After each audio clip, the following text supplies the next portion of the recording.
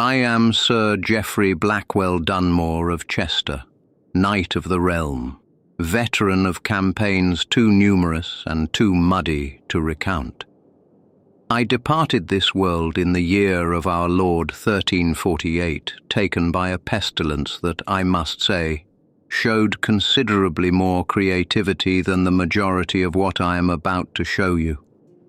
In my time, a coat of arms was everything. It told your enemy who was about to defeat them. It told your allies who was about to save them.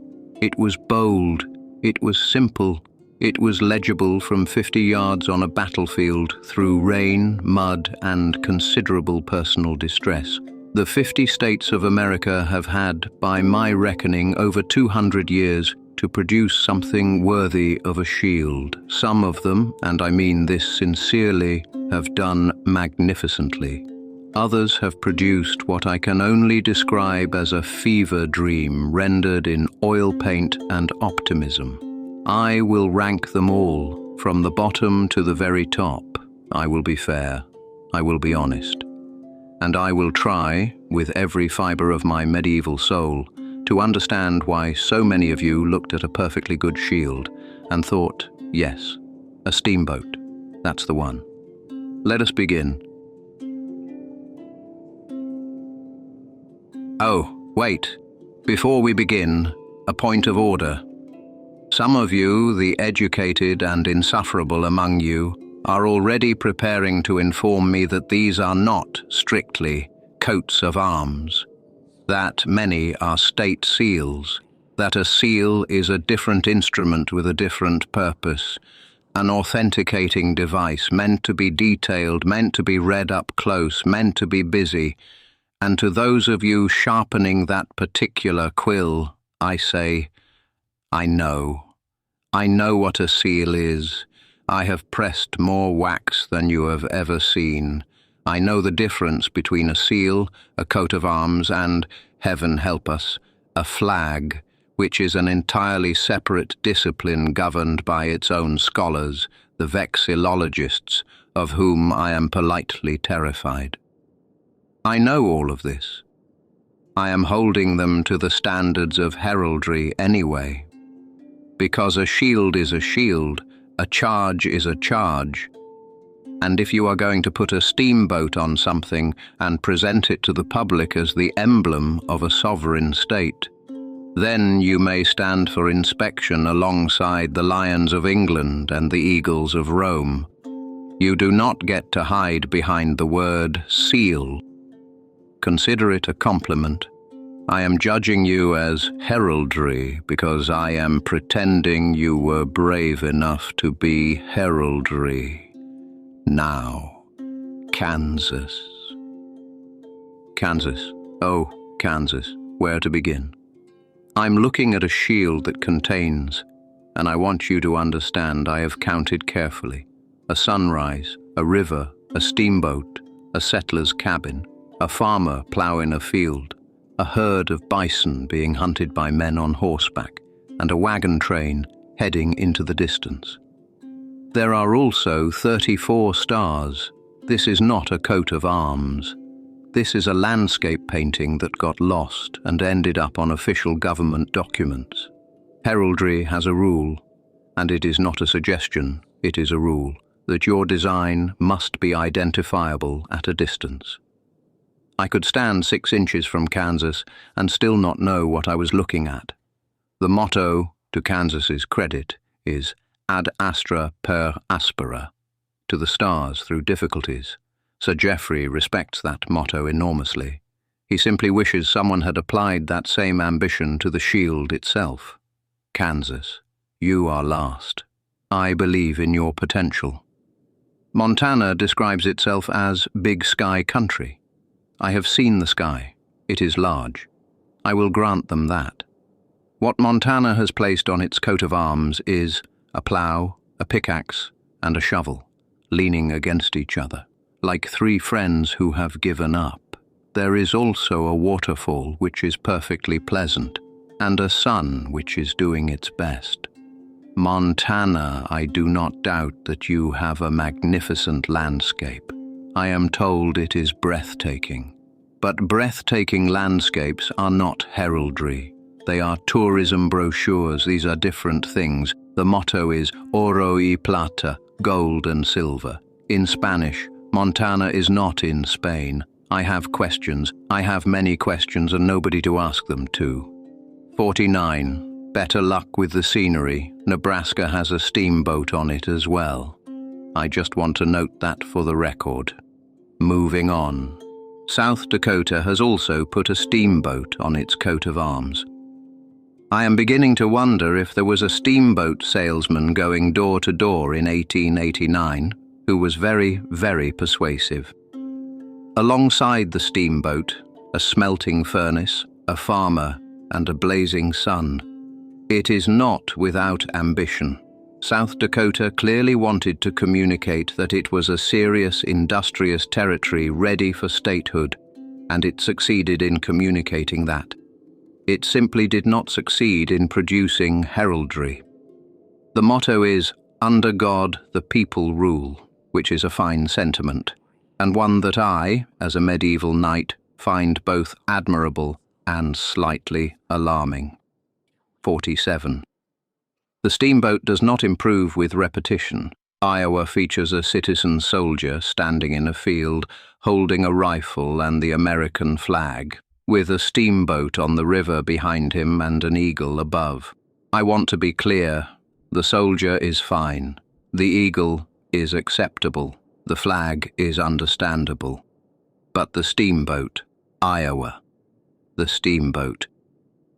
What is it about the interior states of this country and their profound spiritual attachment to river vessels? Was there a meeting? Did someone propose, what if we all just put a boat on it, and everyone agreed? Iowa's motto is, "Our liberties we prize and our rights we will maintain," which is 17 words long. 17. I have seen entire treaties shorter than that. One of them was mine.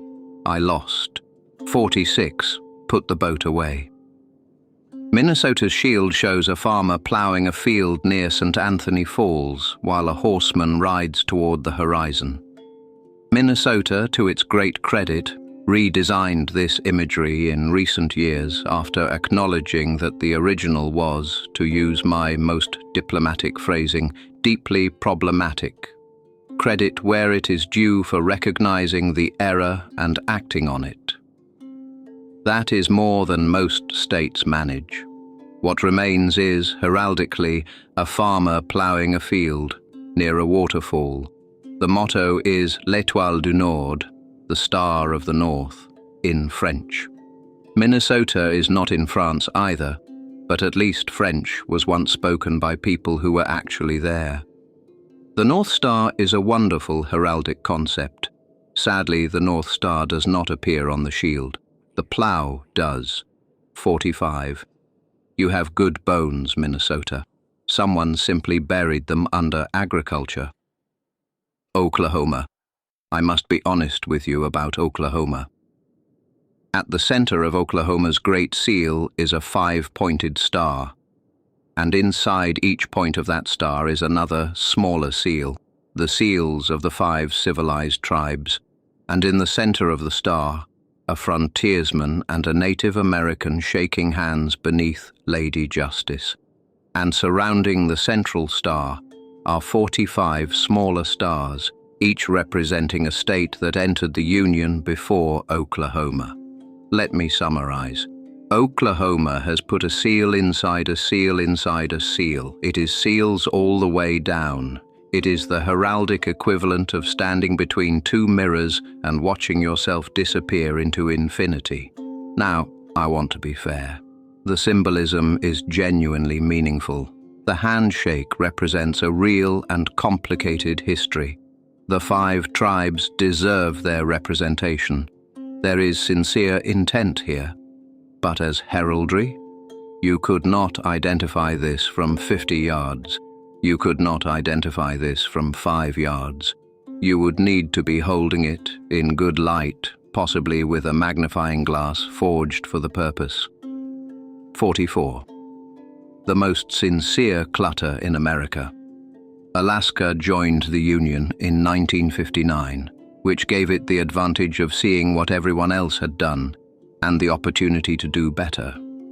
What Alaska chose to depict: the northern lights over mountains, a smelter, a train, a ship, and forests. Alaska, you have the northern lights, the actual northern lights, nature's own heraldry painted across the sky in green and violet and gold, and you put them in the background, behind a smelter. A smelter, Alaska. I died of plague, and I have never been this tired. 43. The aurora deserved better.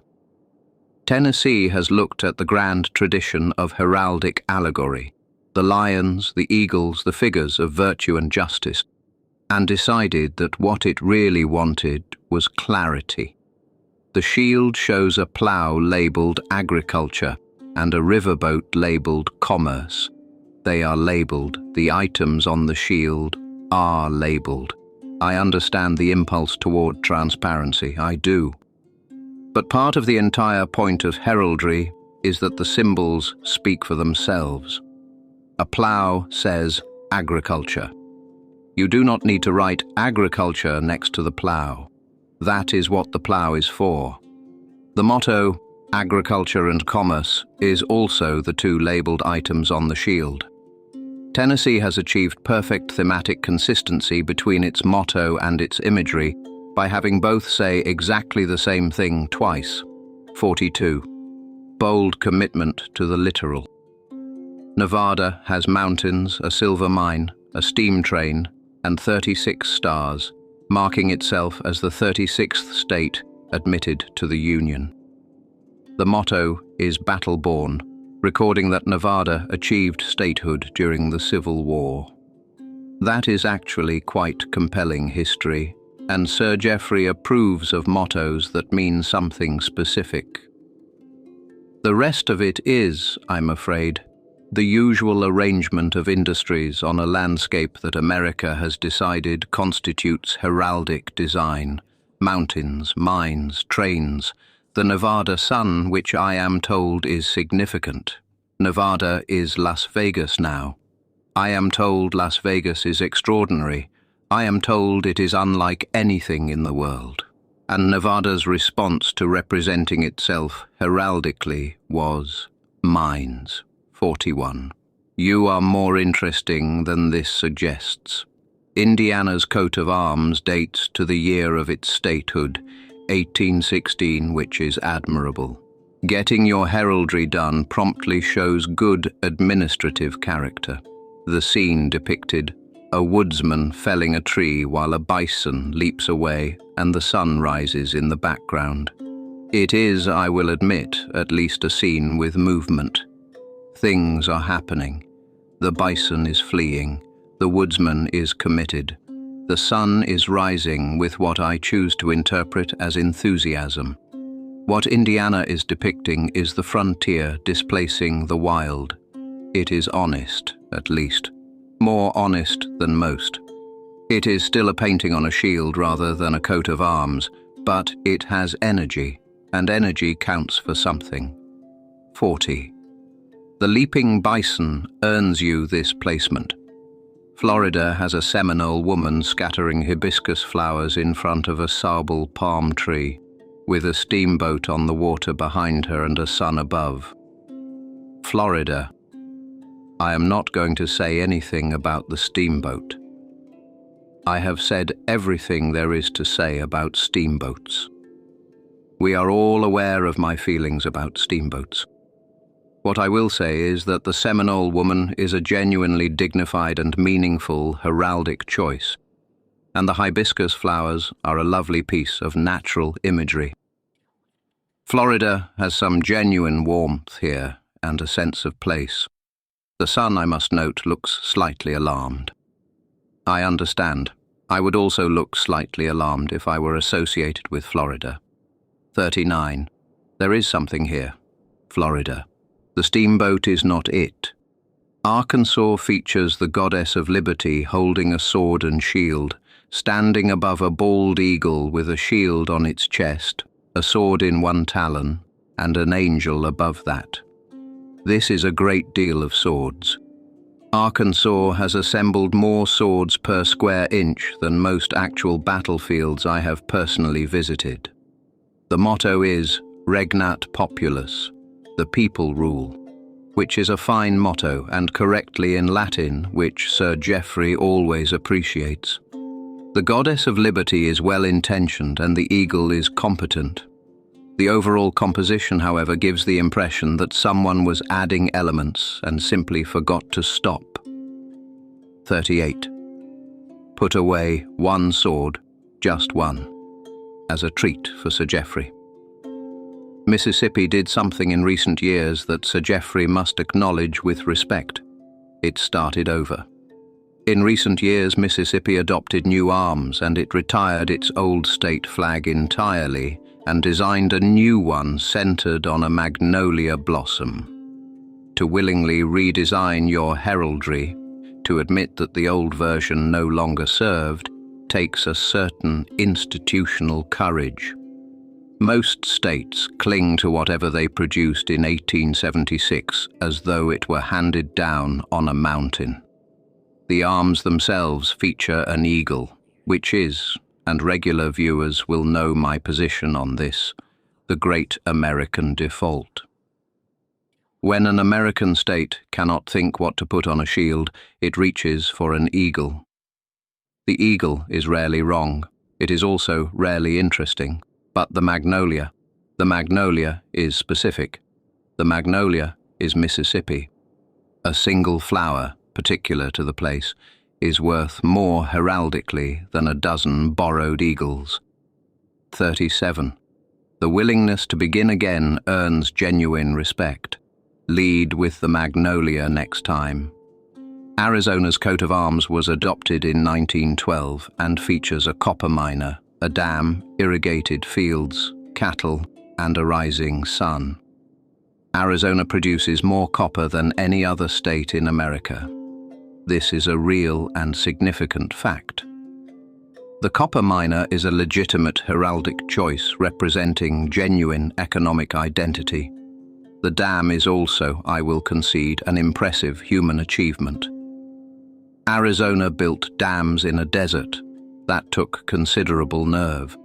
The problem is that a copper miner, a dam, irrigated fields, cattle, and a rising sun is a description of an economic report, not a coat of arms. Arizona had genuinely interesting material to work with and produced a very detailed infographic. 36. The copper miner deserves a better frame. Colorado's coat of arms has, at its crest, the Eye of Providence. The Eye of Providence, which is, for those who are not familiar, an all-seeing divine eye inside a triangle, radiating light. It appears on the back of the American dollar bill. It has been the subject of considerable conspiratorial speculation. Colorado just put it on their coat of arms and carried on. The shield itself shows mountains, a mining pick, and a fasces, which is a bundle of rods representing collective strength, a thoroughly legitimate heraldic choice. The motto, Nil sine numini, nothing without providence, ties back to the eye above. It is actually internally coherent, deliberately so. Colorado clearly thought about this. 35. Eccentric, intentionally eccentric. Sir Geoffrey can respect eccentric. The front shows an American ship arriving in the Pacific while a British ship departs with a covered wagon heading west. What Oregon has also done with its front imagery is something genuinely clever. The departing British ship and the arriving American ship record a specific historical moment, the transfer of sovereignty in the Pacific Northwest. That is real heraldic storytelling. Utah has a beehive at its center. The beehive is the symbol of Deseret. The word means honeybee in the Book of Mormon. and Utah was settled predominantly by members of the Church of Jesus Christ of Latter-day Saints. The beehive represents industry, collective effort, and productivity. This is, heraldically speaking, a legitimate and historically meaningful charge. A beehive says something specific about who these people are and what they value. Sir Geoffrey respects that enormously. 33. The beehive is doing serious work and deserves acknowledgement. Wyoming. Let us begin with the thing Wyoming got right because it is significant. The motto is equal rights, and Wyoming means it. Wyoming was the first place in America to grant women the vote in 1869, while it was still a territory. It was known and is still known as the Equality State. There is a figure of a woman on the shield bearing a banner reading those very words. That is a motto with genuine historical weight behind it. Sir Geoffrey approves of a state that chose its words and then actually lived them. The rest of the shield is, I am afraid, more familiar. Livestock, a plough, a miner's pick and shovel, a draped figure, and numerals commemorating various dates. It is busy. It tells you that Wyoming ranches and mines, which you might have guessed. But the woman with the banner anchors it. The symbolism is earned, not decorative. 32. Equal rights is doing the heavy lifting, and it lifts well. Georgia has 3 Roman columns supporting an arch, with a soldier standing at their base defending the Constitution. The motto is wisdom, justice, and moderation. 3 columns representing 3 virtues is an ancient and honorable heraldic idea. The Romans used it, the Greeks used it before that. Georgia is participating in a very long and distinguished tradition. The soldier with the Constitution is direct and clear. Georgia knows what it is defending and has depicted that clearly. My one observation is that Georgia's composition looks rather more like a classical building site than a coat of arms.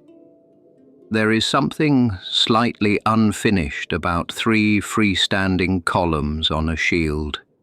They give me the anxious feeling that someone forgot to build the rest of the temple. 31.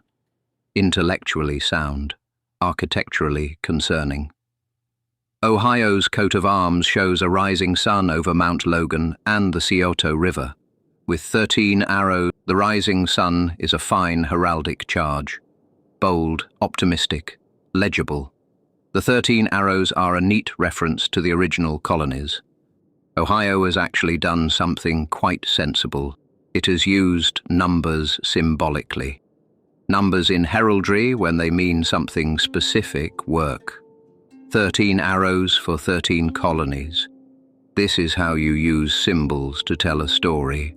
Ohio modified this design in 1953 and again in 1996, which suggests a healthy attitude toward improvement that Sir Geoffrey finds admirable. 30. Solid, purposeful, underappreciated. Vermont designed its coat of arms in 1779 while it was still an independent republic. Vermont had not yet joined the United States. Vermont was simply out there, being Vermont, designing its own heraldry. The design shows a pine tree, a cow, and sheaves of wheat. That is it. A pine tree, a cow, and wheat. Vermont is not embarrassed by this. Vermont has never been embarrassed by anything. Vermont grows its own food, makes its own decisions, and does not feel the need to add a steamboat just because everyone else is doing it. There is something almost defiantly pure about Vermont's refusal to elaborate. It is agricultural. It knows it is agricultural. Here is a cow. Here is some wheat. Good day. 29. Stubborn simplicity. The cow is more confident than most knights I have known. North Carolina's coat of arms shows liberty and plenty standing together on the shield, with the motto Esse quam videri, to be rather than to seem. To be rather than to seem is, I must say, an extraordinary motto. It is a Cicero quotation. It means that North Carolina has staked its entire identity on the principle of substance over appearance, of genuine character over performance. This is a motto worth having. This is a motto I would have wanted on my own shield. The figures of liberty and plenty are competent, if not inspired, but the motto elevates everything around it. A strong motto can carry a coat of arms the way a strong general can carry an army. 28. The motto is doing extraordinary work. The figures should try to keep up. New Hampshire. 3 words decide this entry, and they decide it early. Live free or die. That is the motto, and it is, without exaggeration, one of the finest mottos in the United States. It is not a description of agricultural output. It is not a polite sentiment. It is a condition. It draws a line and dares you to consider which side of it you stand on. General John Stark, who gave New Hampshire that line, understood something about the purpose of a motto that most American states never grasped. The shield itself shows the frigate Raleigh, one of the first ships of the American Navy, under construction on the shore at Portsmouth. A ship being built rather than a ship at sea is an unusual and rather thoughtful choice. It depicts not a rival, but the act of making, of building something new. The shipbuilding scene is, like so many American shields, a touch too literal, a depiction rather than a symbol. But the subject is specific and the meaning is genuine. And the motto. The motto could carry a far weaker shield than this one. 27. Live free or die. Sir Geoffrey would have followed that into battle. Now we are getting somewhere. Michigan has done something quite clever. The shield itself is fairly standard. A man on a peninsula, fine, acceptable. But the supporters, the figures standing on either side of the shield, Michigan has chosen an elk and a moose. An elk and a moose. These are 2 of the most absurd-looking animals that God, in his infinite creativity, has ever produced. They are enormous. They are slightly ridiculous. And Michigan has put them in formal heraldic positions, as though they are perfectly dignified, which I must say they are absolutely not. And yet, it works.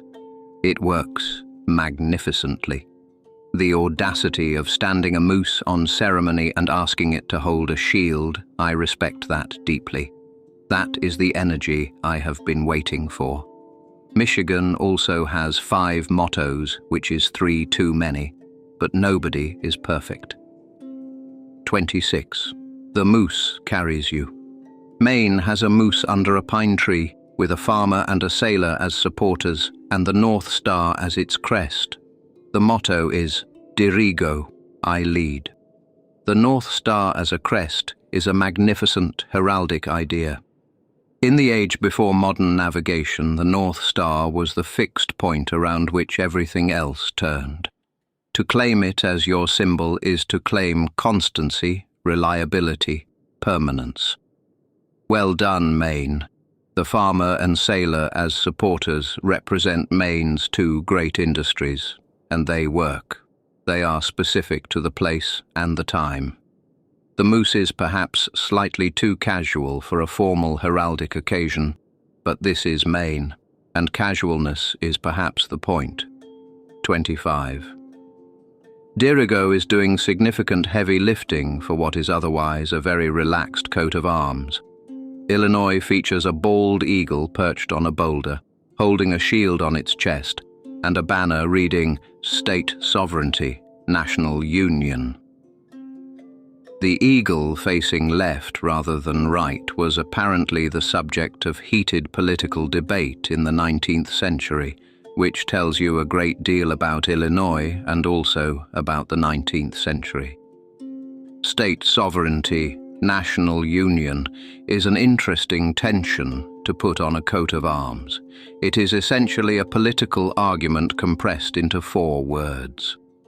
Illinois was flagging, even in its heraldry, the central question of American governance. The eagle itself is confident and well composed. An eagle holding a shield on a boulder projects the appropriate energy for a state that contains Chicago. 24.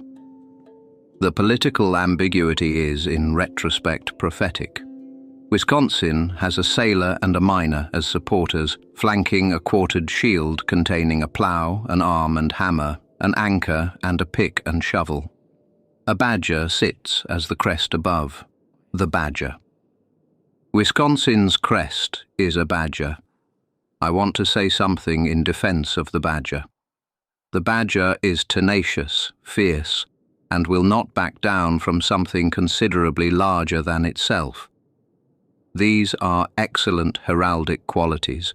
The badger has been unfairly overlooked as a heraldic beast for centuries, and Wisconsin has corrected this injustice. The quartered shield is genuinely heraldic in structure, and the 4 charges within it represent Wisconsin's industries with reasonable clarity. The sailor and miner are straightforward but purposeful. 23. The badger elevates everything. More states should consider the badger. West Virginia's coat of arms features a farmer and a miner flanking a large rock upon which is inscribed the date June the 20th, 1863, the day West Virginia was admitted to the Union. Crossed rifles sit below the rock, recording the Civil War context of the state's founding.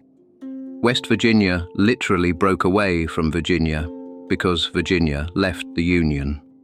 West Virginia founded itself in protest, and it put crossed rifles and the exact date of its founding on its coat of arms because it wanted no one to ever forget this. The motto is Montani semper liberi. Mountaineers are always free. I have been to the mountains. The mountains do produce a particular kind of person. West Virginia understands this about itself and has said so clearly. 22. Proud, specific, and quietly defiant, Sir Geoffrey approves. Washington State's coat of arms is a portrait of George Washington, copied from the famous Gilbert Stuart painting of 1796. It is the only coat of arms in America featuring the face of a real historical person. Heraldically, this is either genius or chaos, and I have spent considerable time deciding which. A portrait on a shield violates almost every convention of classical heraldry. Portraits are not charges.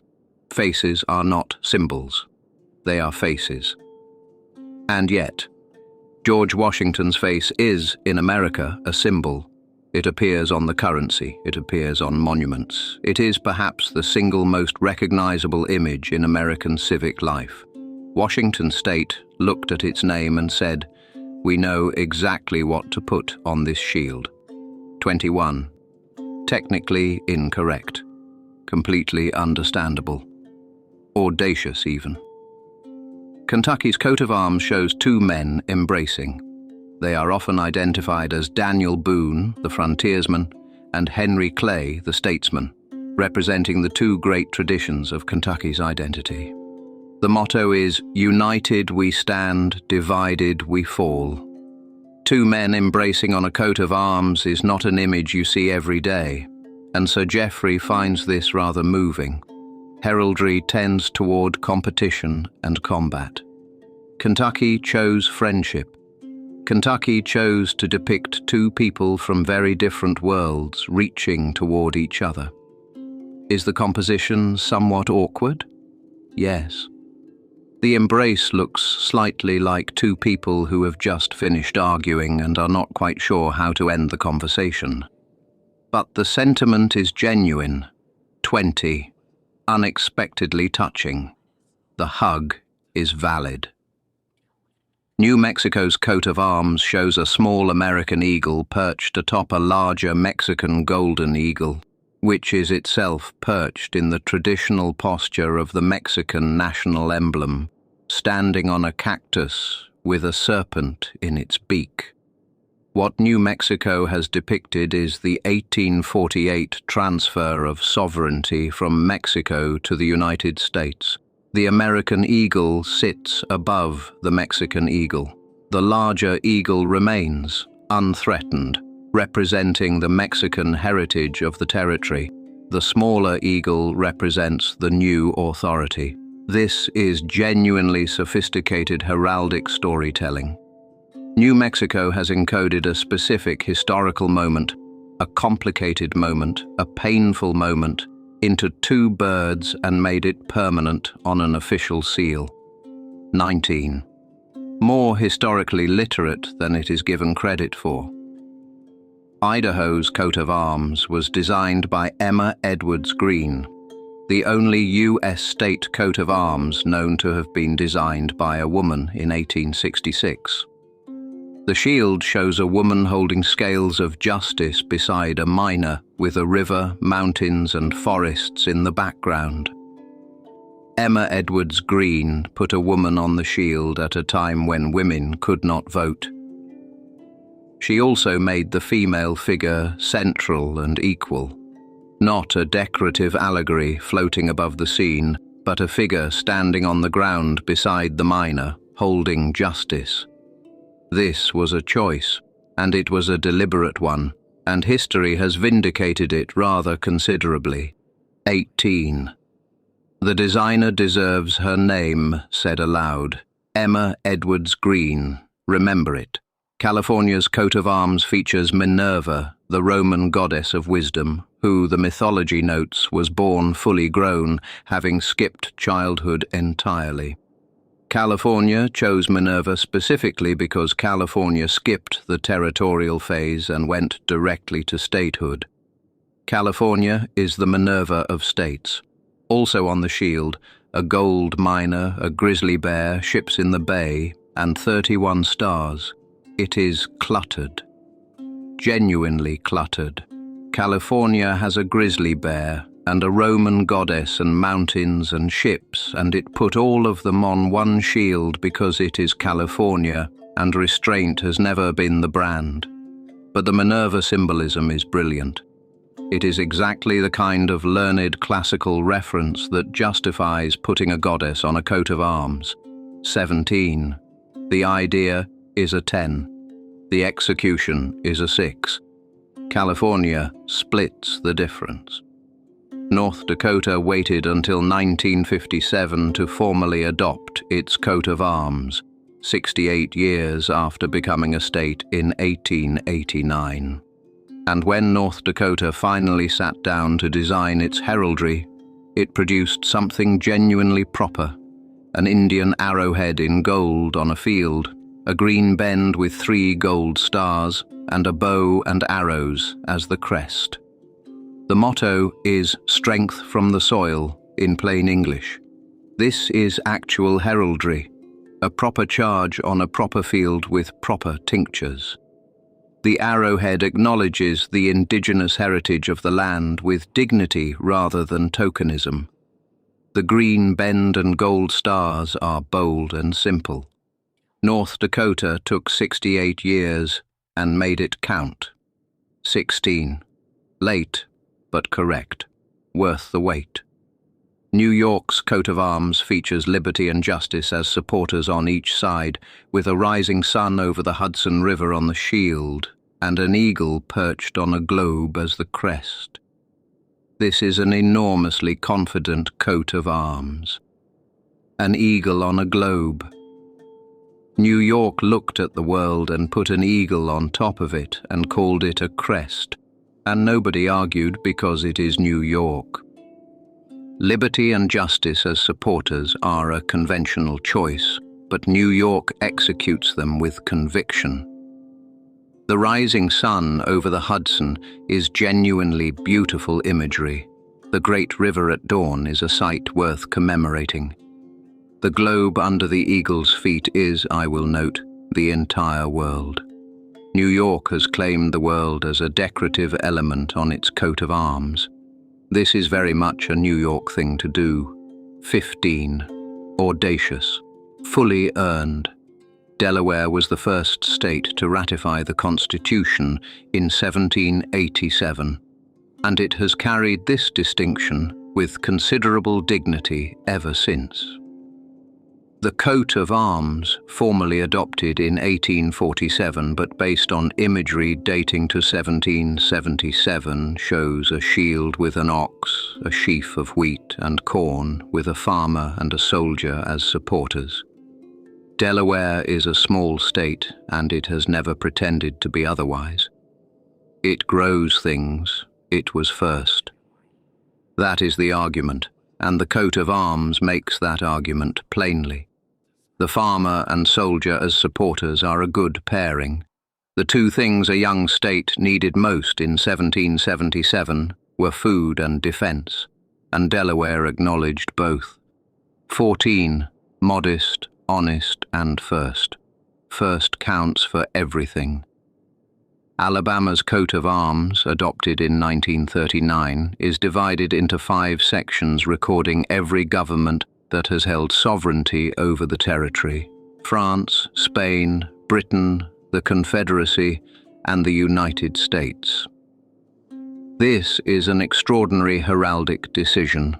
Alabama has put the Confederacy on its official coat of arms, alongside Britain and France and the United States, treating it as a chapter of history rather than erasing it. Whatever one's views on that history, and Sir Geoffrey has views, being someone who died before America existed and therefore brings no particular allegiance to any of these governments. The heraldic instinct here is correct. Heraldry records history. It does not editorialize. It says, this happened, these people were here, this is what they flew. 2 bald eagles serve as supporters, which is perhaps 1 eagle more than necessary, but Alabama is committed. 13. Historically explicit in ways that are uncomfortable and important. The heraldic instinct is sound. Hawaii's coat of arms is the only one in America with Polynesian heraldic elements, and for this alone it earns significant respect. King Kamehameha I stands as one supporter, the warrior king who unified the Hawaiian Islands, rendered in full regalia. The goddess of liberty stands on the other side. The shield is quartered with stripes from the Hawaiian flag and a rising sun. Hawaii is the only state that was a sovereign kingdom before becoming American territory, and its coat of arms remembers this without resentment and without erasure. Kamehameha stands as a co-equal figure beside liberty, not beneath her, beside her. That is a heraldic statement of considerable grace. 12. Unique in all of America, rightly so. Massachusetts has a genuine heraldic achievement, an Algonquian figure with a bow on a blue shield, a star above, and an arm holding a broadsword as the crest. Massachusetts adopted this in 1780, making it one of the oldest state coats of arms in continuous use. In 2022, the sword that had been positioned above the Native American figure was repositioned, in recognition that a drawn sword hovering over an indigenous person sends a message Massachusetts no longer wished to send. The willingness to revisit and revise a symbol without abandoning it entirely shows heraldic maturity. Heraldry has always evolved. The best arms are updated thoughtfully over centuries. The figure with a bow is bold, simple, and memorable. Exactly what a coat of arms should be. 11. Old, considered, and improved with care. South Carolina's coat of arms commemorates a specific battle. In 1776, British warships attacked Fort Sullivan on Sullivan's Island, which was constructed of palmetto logs. The spongy palmetto wood absorbed the British cannonballs rather than shattering under them, and the fort held. The British withdrew. It was the first significant American victory of the Revolution. South Carolina put a palmetto standing triumphant over a fallen British oak on its coat of arms. The wood that absorbed the cannon versus the great tree of England defeated. The second oval shows a woman walking the shore beneath the motto, Dum Spiro Spero, while I breathe, I hope. 10. The palmetto has been winning that argument for 250 years. The oak has accepted the result. Connecticut has 3 grapevines on a silver shield.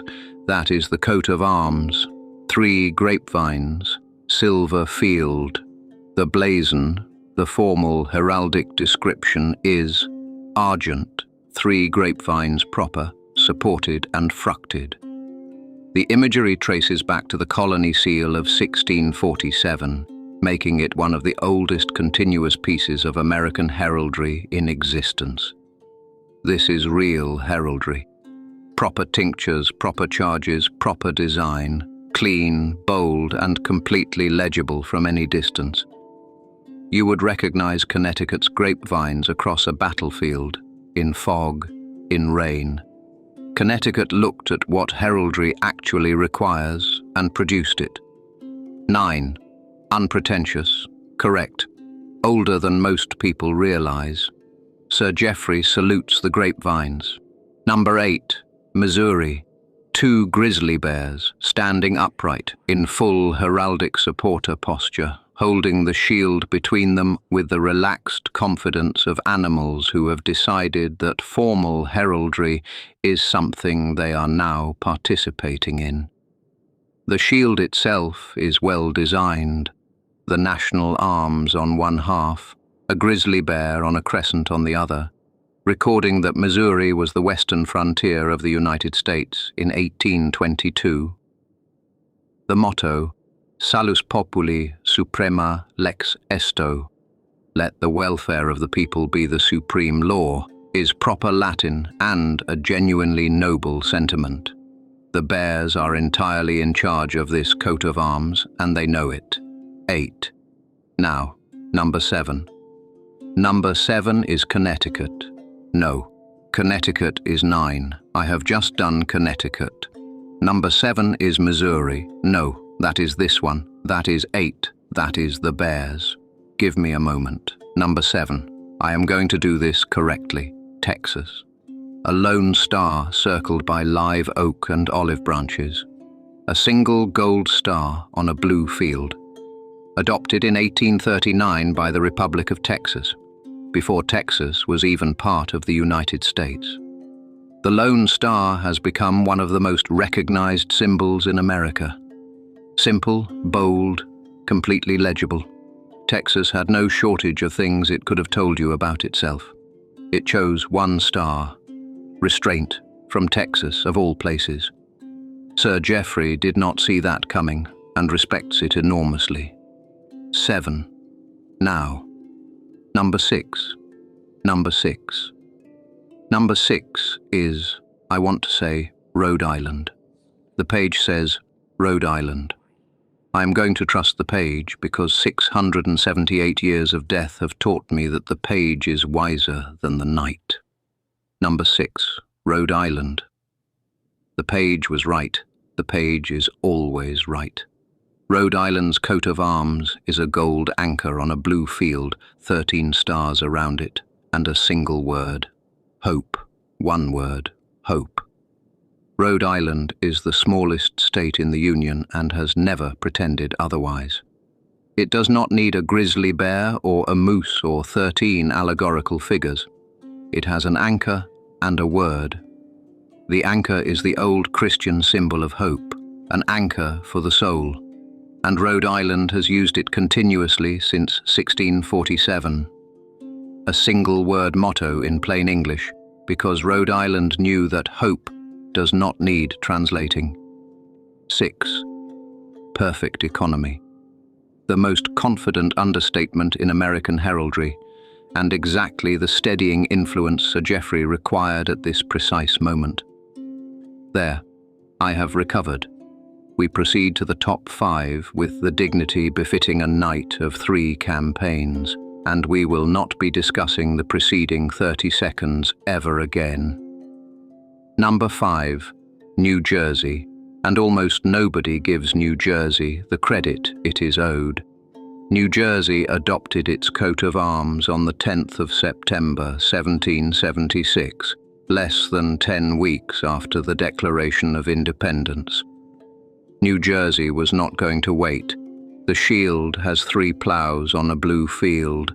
Liberty and Ceres, the goddess of agriculture, serve as supporters, and the crest is a horse's head, used as a crest, with complete confidence. It is bold, it is unexpected, and it is heraldically excellent. Most states would have reached for an eagle. New Jersey reached for a horse's head and never looked back. 3 ploughs on blue is a clean, proper charge. Liberty and Ceres make an elegant pairing between freedom and plenty, and all of it assembled in the middle of a revolution. 5. New Jersey, you have been underestimated for 250 years. Sir Geoffrey sees you. Number 4, Louisiana. And with Louisiana we leave cleverness behind and enter something close to reverence. Louisiana has a pelican feeding 3 chicks from a wound in her own breast. This is called the pelican in her piety, and it is a medieval symbol of self-sacrifice. The mother pelican believed to feed her young from her own blood when no other food remained. It was a symbol of Christ's sacrifice. It was painted in illuminated manuscripts and carved on church walls. In my century, every educated person in Europe would have known it on sight, and Louisiana put it on its coat of arms in 1813 and has kept it ever since. Most people who see it think, that is a sweet bird feeding its young. But those who recognize it see 7 centuries of symbolic tradition carried from medieval Europe to an American bayou and kept alive. It is the only state coat of arms that would have been instantly understood by any educated person in the 14th century, including me. 4. Louisiana, you have reached across 700 years and touched something Sir Geoffrey believed America had forgotten entirely. He is moved. Number 3, Maryland. Maryland is cheating, and I mean that as the highest possible compliment. What Maryland has done is take the genuine medieval family arms of the Calvert family, real heraldry, English heraldry, heraldry that existed before America was even a concept, and simply keep using it, continuously, since 1632. The quartered gold and black of the Calvert family against the red and white of the Crossland family. Proper tinctures, proper design. Not a single steamboat in sight. This is what a coat of arms looks like when it is done correctly. Maryland did not design heraldry. Maryland inherited heraldry, and it had the extraordinary good sense not to change it. 3. I could weep. I genuinely could weep. Number 2. Pennsylvania, and Pennsylvania has earned this through sheer relentless correctness. Pennsylvania's coat of arms, formally adopted in 1875, is one of the most complete heraldic achievements in the United States. The shield is divided into 3, a ship at sea for commerce, a plough for agriculture, and 3 sheaves of wheat for the land. 2 horses serve as supporters. An eagle forms the crest. The motto reads, virtue, liberty, and independence. 2 horses as supporters is genuinely unusual in American heraldry. Most states chose people or eagles or beasts of the frontier. Pennsylvania chose horses, strong, working, dignified animals that built America's roads and farms and cities. And here is what sets Pennsylvania apart. Every single element is doing a job. The ship, the plow, the wheat, the horses, the eagle. Nothing is decorative. Nothing is filler. Nothing is a steamboat placed there for reasons no one can explain. It is thorough, balanced, and correct. 2. Pennsylvania is the quiet master of American heraldry. Not flashy, not clever, simply right in every particular. And the finest coat of arms in the United States of America belongs to Virginia. Virginia, in the year 1776, in the very first weeks of a revolution against the most powerful empire on earth, sat down and designed this. A woman, Virtus, the Roman goddess of virtue, stands in full armor, spear in hand, foot planted on the chest of a defeated king. His crown has rolled away on the ground. He is very much having a bad day. The motto beneath reads, Sic semper tyrannis, thus always to tyrants. This was not allegory, this was not decoration, this was a statement of intent, written in the language of heraldry. At the precise moment, they meant every word of it. That is what heraldry is for. That is what it has always been for. Not to record your agricultural output or commemorate your local waterfall. To say, in image and in Latin, exactly who you are and what you will do. Virginia understood. Virginia has always understood. I am Sir Geoffrey Blackwell-Dunmore of Chester. This has been America Ranked. You are, on the whole, improving. Keep going. If you have found yourself unexpectedly moved by the history of symbols on shields, and I suspect some of you have, though you would not admit it, then you are welcome here. We will do this again. Next time, the rules. The actual rules of heraldry. The ones nearly every state you have seen today has broken at least once. Once you know them, you will never look at a shield the same way again. Until then, I am Sir Geoffrey. I remain dead, but I am paying attention